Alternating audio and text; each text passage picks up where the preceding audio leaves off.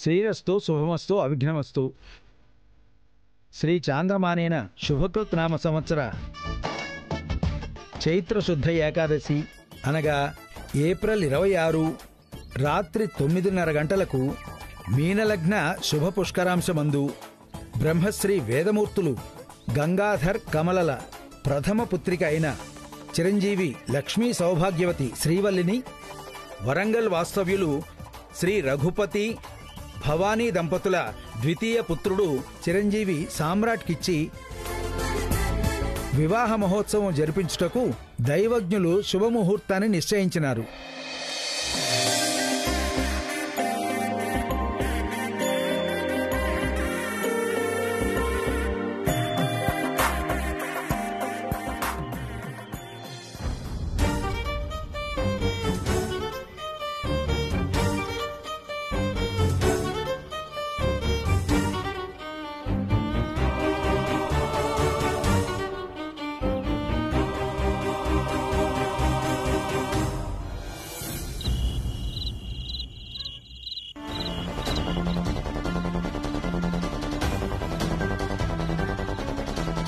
ఏందికి ఇది గిట్ల జరిగింది? ఆడదంటేనే పురుగు లెక్క ట్రీట్ చేసేటోడు, అక్కను చేసుకోబోయేటోడంటేనే ఒప్పుకొనడు నాతోట అయితే లేదు. బంగారం అటువంటి అక్కయ్యాడా చిచ్చోరు గడియాడా? నో, ఏమైనా గాని గా వేస్ట్ ఫెలో రావద్దుగాక రావద్దు. ఎట్లన్నా ముందుకి ముచ్చట అక్కకు చెప్పాలి. గాడేందో గాని క్యారెక్టర్ ఏందో అక్కకి చెప్తేనే గీ పెండ్లి ఆగుతది. అక్క లైఫ్ మంచిగుంటది, లేకపోతే అక్క లైఫ్ బద్నాం అవుతది. నో, అలా జరగకూడదు.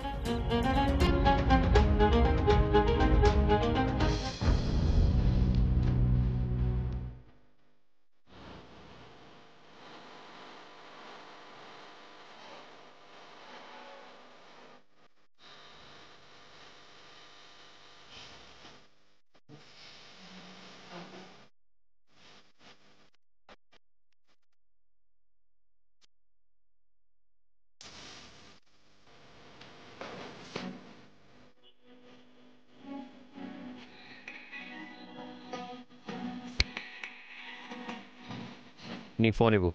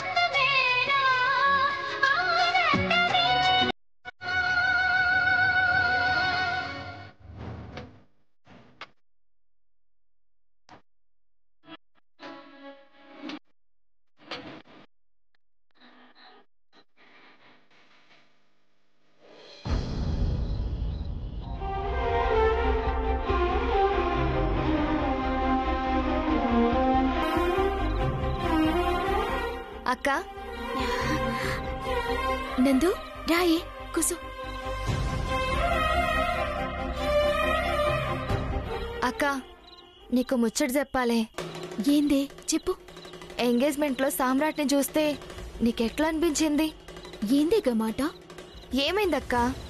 నా కాబోయే భర్తని నీకు బావ, బావని పట్టుకొని పేరు పెట్టి పిలుస్తారు ఎవరైనా? తప్పు కదే. అబ్బా, ఇప్పుడు గది ముఖ్యమా? జర చెప్పేది విను. నాకు గదే ముఖ్యం. బావని పేరు పెట్టి మాట్లాడుకు.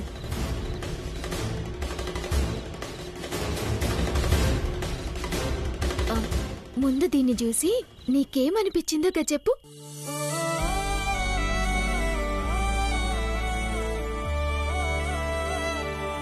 ఏందిది? ఎస్ ఎస్ అంటే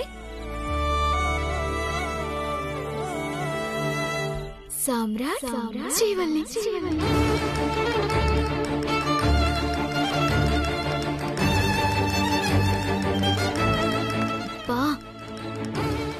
ఫోటో కూడా మీ బావ పేరు పలికేటట్టు చేసినావు కదనే. ఏందక్కా గిదంతా? పొద్దున మీ బావ ఫోన్ కోసమని నా కాడికొచ్చిండు. గప్పుడు ఆయన గుండెల మీదున్న రుమాలు జారిపడ్డది. మళ్ళీ తిరిగి ఆయన గుండెల మీదికి చేర్చాలి కదనే. కానీ ఉత్తగా ఇస్తే ఏం మంచిగుంటది. గందుకే గీ కర్చీఫ్ మీద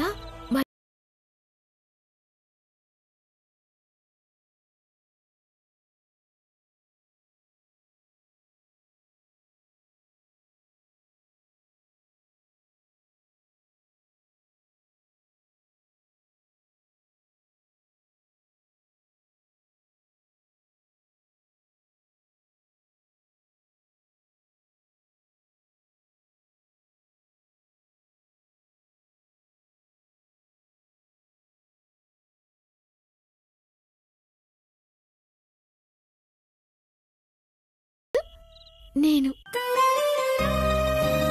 అసలు పెళ్ళే కాదనుకున్న నాకు గీ దునియాల ఎంతో మంచి పేరు, హోదా, పరపతి, ఇజ్జతున్నోడు నన్ను చేసుకుంటానని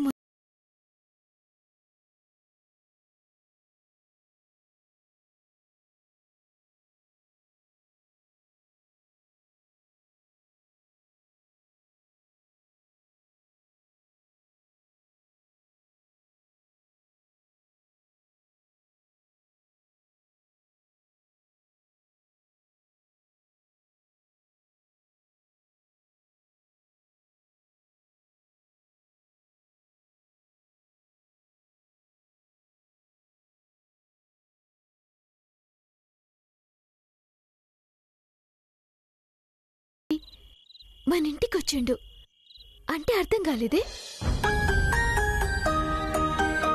గియాల వైషు వాళ్ళ అత్త నన్ను గా తీరుగా మెచ్చుకుందంటే కారణమివ్వలే. కోరి నా కొంగుముడేసుకోనీకొచ్చిన మీ బావగాదే. అది కాదక్కా.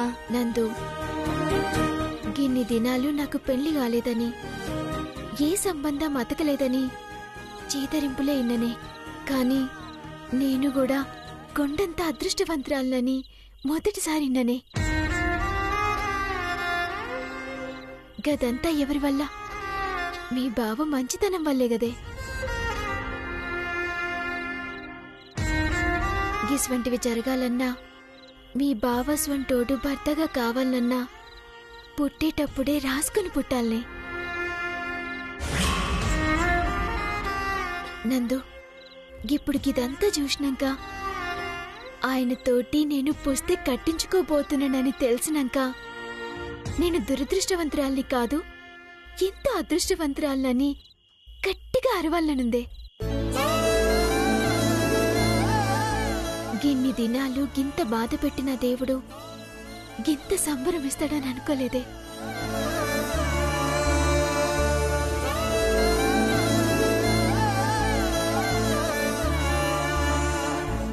ఏందే గట్ల బండలెక్కైతివి? నీకు సంబరంగా లేదానే? నేను మళ్ళొస్తా అక్క. మళ్ళొస్తా కాదు, రేపు పసుపు దంచే తంతుంది. నువ్వే పసుపు దంచుకుంటూ పాట పాడుకుంటూ లొల్లి లొల్లి చేయాలి. సరే, మళ్ళొస్తాను.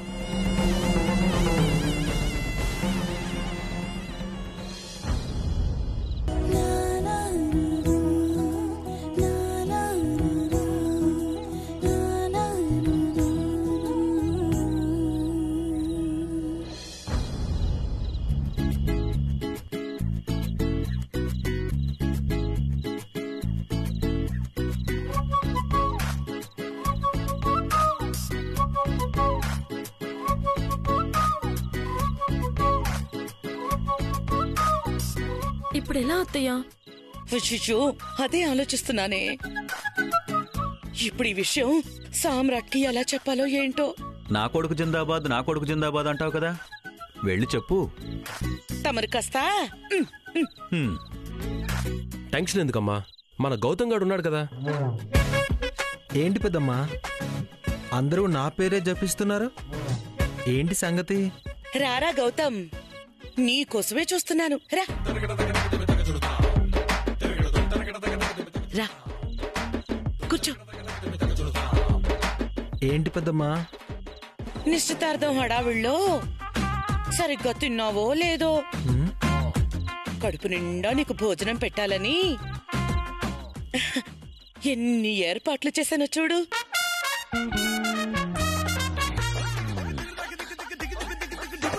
ఏంటి ఇవన్నీ నా కోసమే? అవునరా, నాకు డౌటే. డౌటాని మొహమా, పెద్దమ్మ ప్రేమతో చేసిందిరా. రంగమ్మా, ప్లేట్ తీసుకురా. ముందు లడ్డు వేసుకో. కజ్జికాయ, ఇదిగో మైసూర్ పాకు, ఇదిగో అప్పడం.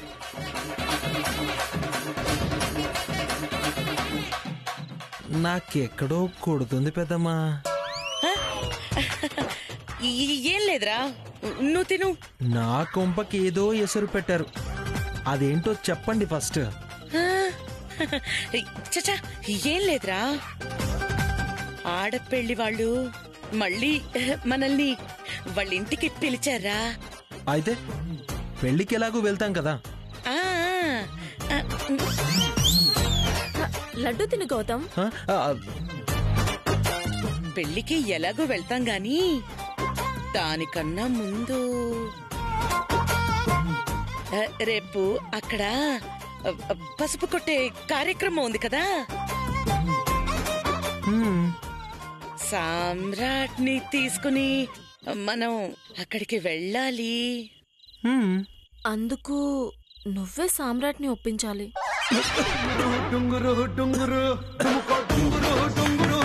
ఏంటి రేపు మళ్ళీ అక్కడికి వెళ్ళాలా?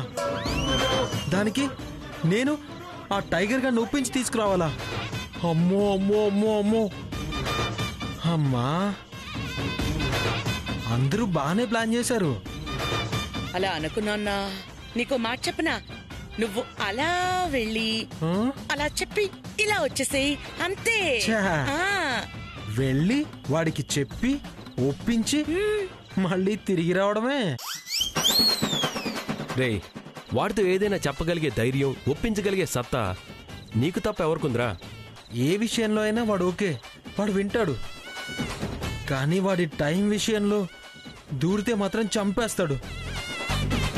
ప్లీజ్ రా, నువ్వు వెళ్ళాలిరా. వెళ్ళకపోతే మాట పోతుందిరా గౌతమ్. కంచంలో లడ్డు పెట్టినప్పుడే అనుకున్నాను, నా బాజా మోగించడానికే మీరు అందరూ కంకణం కట్టుకున్నారు అని. అలా అనుకురా, ఈ పెద్దమ్మ కోసం రా నాన్న. సెంటిమెంట్ తో కొట్టి ఆయింట్మెంట్ రాయక పెద్దమ్మా. వెళ్తాను, వెళ్ళి చస్తాను. థ్యాంక్స్ నాన్న. ఆ సామ్రాట్ గాడి పెళ్లి ఈ గౌతమ్ గాడి చావుకొచ్చింది. హ్మ్, సరే కానివ్వండి. వెళ్ళు నాన్న. ఏంటి వెళ్ళేది? నేను ఒక ప్లాన్ చెప్తాను, అదందరూ ఫాలో అవ్వండి. ఏంటి? హ్మ్, రండి. ఓకేనా? ఓకే. పదండి.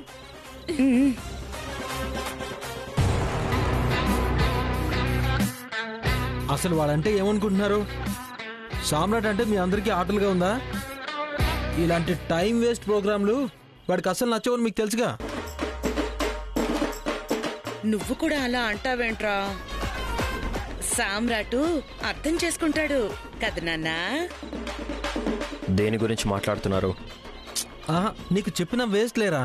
వేస్ట్ అనుకున్నప్పుడు ఈ డిస్టర్బెన్స్ ఏంటి? డిస్టర్బెన్స్ కాదు నాన్న, నీ డెసిషన్ కోసం వచ్చాం. సోది లేకుండా స్ట్రైట్ గా పాయింట్ కి రండి. రేపు పెళ్లి కూతురింట్లో పూజ ఉందంట సామ్రాట్. ఉంటే అందరూ పూజలో ఉండాలంట మరిది గారు. ఉండండి, దానికి ఇక్కడి వరకు వచ్చి డిస్కషన్ ఎందుకు? అందరూ అంటే నువ్వు కూడా సామ్రాట్. నేనెందుకు? నేను చెప్పానా వాడు ఇలాగే అంటాడని? సామ్రాట్ అస్సలు రాడు, వాడికి ఇలాంటివి అస్సలు ఇష్టం ఉండవు పెదనాన్న. అది కాదురా. ఏది కాదు పెద్దమ్మా. సరే, పెళ్ళంటే ఇలాంటివన్నీ ఉంటాయి, కామన్, నేను ఒప్పుకుంటాను. రేపు మనందరం వాళ్ళ ఇంటికి వెళ్ళడం వల్ల వాళ్ళ బంధువులకి, చుట్టాలకి, చుట్టుపక్కల వాళ్ళకి సామ్రాట్ గొప్పతనం ఏంటో తెలుస్తుంది. అది ఒప్పుకుంటాను. కానీ దానివల్ల వాడికి ఎంత టైం వేస్ట్ అవుతుంది. ఇప్పుడు మీ ప్రాబ్లం ఏంటి? రేపు నేను మీతో పాటు పూజకి రావాలి, అంతేనా? అంతే నాన్న, అంతే. సరే, వస్తాను.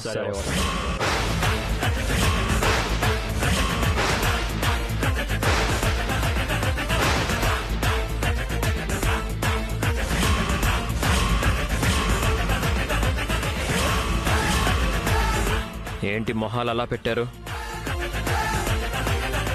కాదు, కళా నిజమా అని. కొన్ని నిజాలు అర్థం చేసుకోవడం కష్టమే. నిన్ను అర్థం చేసుకోవడం చాలా కష్టం రా బాబు. ఏదైతేనే రేపు పూజకి రావడానికి ఒప్పుకున్నావు. నాకది చాలు నాన్న.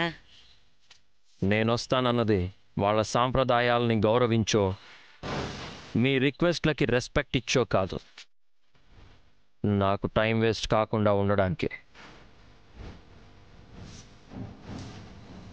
రే గౌతమ్, నన్ను ఒప్పించడానికి నువ్వే ఇలా ప్లాన్ చేశావని అర్థం చేసుకోలేనంత పిచ్చోడిని కాదు. వాళ్ళు ఈ ఇంటికి వచ్చినా, నేను వాళ్ళ ఇంటికి వెళ్ళినా అందరూ ఈ సామ్రాట్ స్టేటస్ గురించే మాట్లాడుకుంటారు. అలా అని ప్రతిసారి పూజలకి, పునస్కారాలకి స్టేటస్ పెరుగుతుంది కదా అని టైం వేస్ట్ చేసుకోలేను కదా. ఇదే లాస్ట్ అండ్ ఫైనల్. నాకు చాలా ఇంపార్టెంట్ మీటింగ్స్ ఉన్నాయి, డిస్టర్బ్ చేయకండి. అబ్బాయి చెప్పాడు కదా, పదండి పదండి. రారా.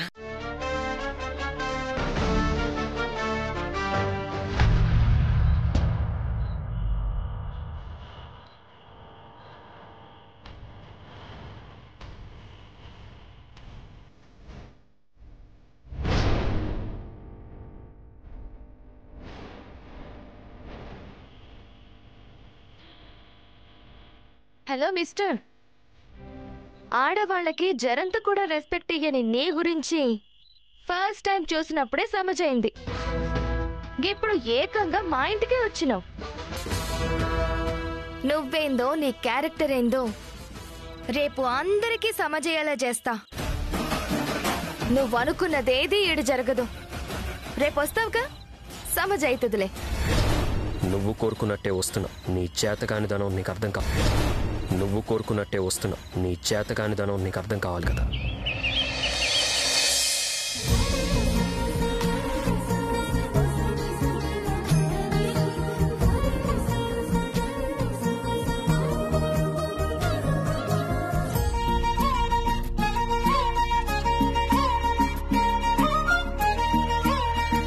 అక్క, ఏంటది?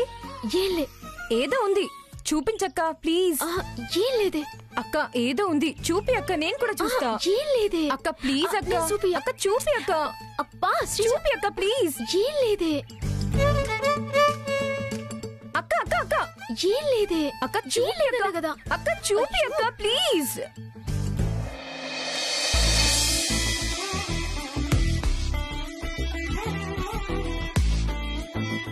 ఎస్ ఎస్ అంటే చెప్పక్క. మీ బావగారి పేరు నా పేరు. అబ్బో, నిన్నేమో ఫోన్ ఎక్స్చేంజ్, ఇప్పుడేమో ఏకంగా బావ పేరు కర్చీప్ మీద పూత పూసుకునుడు. బావగారి మీద నీకున్న ప్రేమని పెళ్లి కంటే ముందే చూపించేస్తున్నట్టున్నావు కదా. కానీ కానీ శ్రీవల్లి, ఏడున్నావానే? రా తల్లి, అనుకున్నట్టే పూలు పండ్లు పెట్టుకుంటుమే. నేను చూసి మెచ్చుకోనోళ్లే లేరు. ఎందరి దిష్టి తగిలిందో. ఓసారి దిష్టి తీస్తారా అమ్మా? తర్వాత తీసుకుంటలే బామ్మ. అవునే, గా చేతిలో గదేంది దస్తీ పట్టుకుని తిరుగుతున్నావు? అది బావ జ్ఞాపకం బామ్మ. ఏంది ఏదేది చూపి. వద్దు బామ్మ. చూపి అమ్మా. ఆ?